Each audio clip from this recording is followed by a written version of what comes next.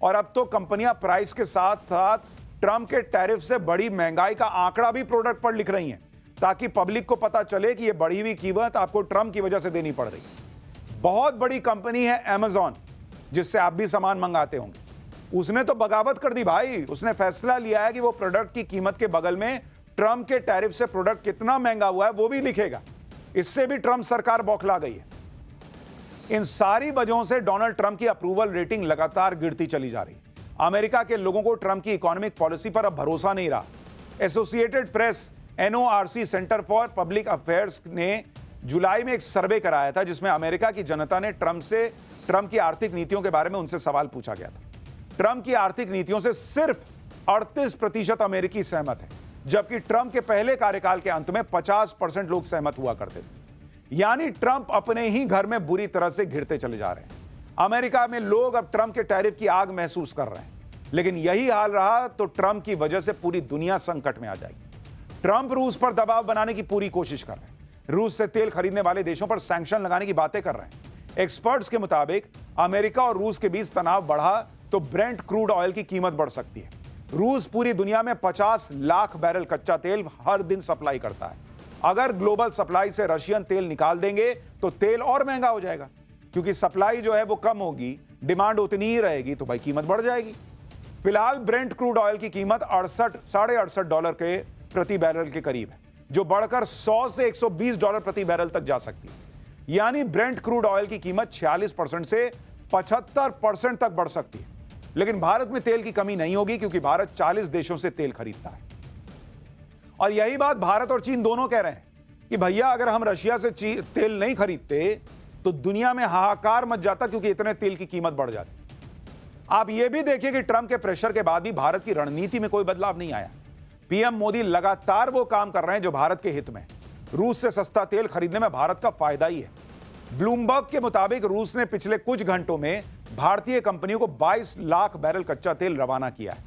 इसके अलावा 22 लाख बैरल कच्चे तेल की एक और खेप जल्दी ही डिलीवर होने वाली है। एक और टैंकर से भारत पेट्रोलियम और ONGC के लिए 7,20,000 बैरल कच्चा तेल डिलीवर किया है। कच्चे तेल की यह सारी डिलीवरी ट्रंप के बयानों के बाद भी हो रही है। और आपको याद होगा, ट्रंप ने अभी 2 दिन पहले कह दिया था कि मैंने सुना है। एक तो राष्ट्रपति हो भाई, सुनी सुनाई बात पे बोलते हो। और उन्होंने कहा था मैंने सुना है कि भारत जो है वो रूस से तेल खरीदना कम कर रहा है, देखते हैं आगे क्या होता है।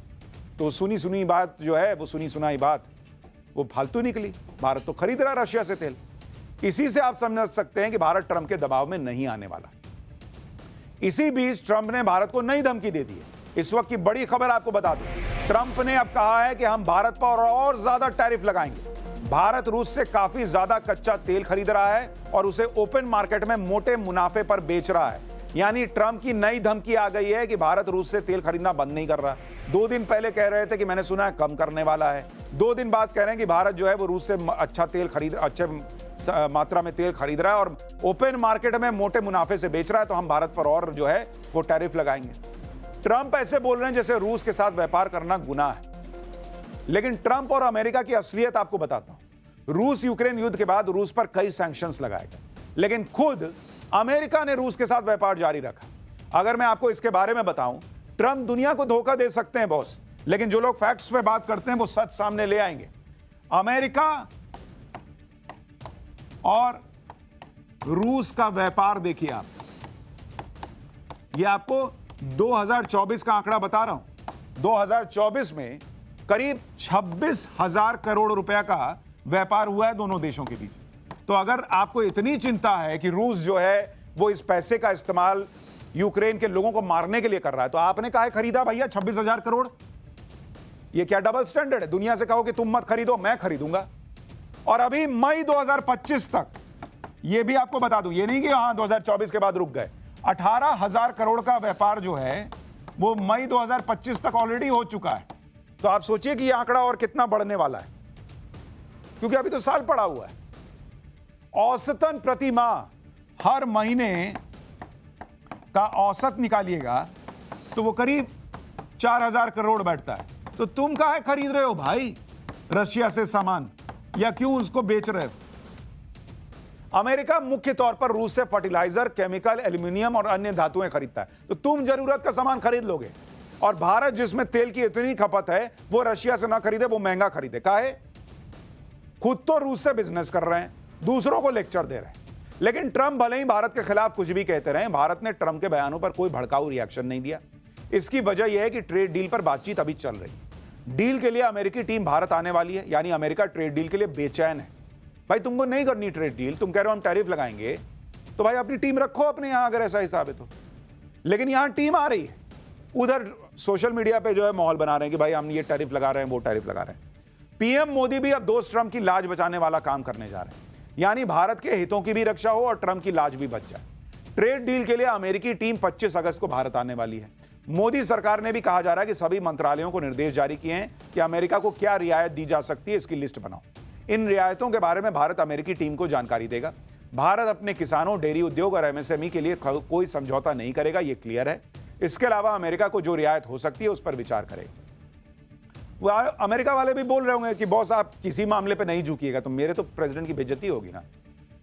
तो कहा गया कि देखो देखो इनको क्या दे सकते हैं। यानी पीएम मोदी भारत के किसानों, छोटे उद्योगों के हितों से कोई समझौता नहीं करने वाले और अमेरिका के साथ ट्रेड डील भी आगे बढ़ा रहे हैं, जिससे भारत और अमेरिका दोनों का काम बन गया। लेकिन डोनाल्ड ट्रंप जो कर रहे हैं वहां के लोगों के लिए ही खराब कर रहे हैं बॉस। भारत में ऐसा कोई संकट अभी नहीं आया। पाठशाला में अब अगली क्लास, कहीं गर्दन तक पानी, कहीं घर बन गए स्विमिंग पूल। यूपी बिहार में जल संकट की डरा देने वाली ग्राउंड रिपोर्ट। वाराणसी से लेकर प्रयागराज तक बारिश का पानी ऐसा कहर बरपा रहा कि देखेंगे तो हैरान रह जाएंगे। इस वक्त बारिश ने सारे रिकॉर्ड तोड़ दिए। यूपी से लेकर बिहार तक गंगा किनारे बसे इलाके बाढ़ की चपेट में। यूपी में संगम नगरी प्रयागराज और वाराणसी में गंगा का पानी लोगों के घरों में एंट्री ले चुका है। लगातार हो रही बारिश की वजह से गंगा नदी खतरे के निशान को पार कर चुकी है। बलिया और कानपुर में भी गंगा नदी का उफान लोगों को डराने लगा है। वहीं बिहार की राजधानी पटना में भी गंगा नदी के किनारे बसे इलाके पूरी तरह पानी में डूब चुके हैं। वहीं अयोध्या में सरयू ने शहर का नक्शा बदल दिया है। शहर की गलियों में हर तरफ पानी ही पानी नजर आ रहा है। आज पाठशाला में यूपी से बिहार तक आसमान फाड़ बारिश से मची तबाही की एक एक ग्राउंड रिपोर्ट दिखाऊंगा। सबसे पहले बात संगम नगरी की। जिस संगम नगरी में करीब 7 महीने पहले महाकुंभ में श्रद्धालुओं का सैलाब उमड़ा था, वहां आज हर तरफ पानी का सैलाब। गंगा और यमुना के संगम के किनारे बने घाट, मंदिर सब पानी में डूबे हुए हैं प्रयागराज में। अब तो गंगा नदी का सैलाब लोगों के घरों तक पहुंच गया है। संगम नगरी प्रयागराज की पहचान माने जाने वाले कई इलाके बाढ़ के पानी में डूब चुके हैं। उत्तर, दक्षिण, पूरब, पश्चिम पूरा संगम क्षेत्र समंदर जैसा दिखने लगा है। ग्राउंड जीरो से हमारे सहयोगी की यह रिपोर्ट देखिए, फिर बाढ़ की एक और हैरान कर देने वाली तस्वीर आपको दिखाऊंगा। गंगा और यमुना में आई बाढ़ की वजह से प्रयागराज के आधे हिस्से पर आफत के बादल मंडरा रहे हैं। शहर की जो सड़कें हैं वो दरिया का शक्ल ले चुकी हैं, जबकि घरों और मकानों में पूरे तरीके से पानी घुस चुका है। अगर हम आपको दिखाने की कोशिश करें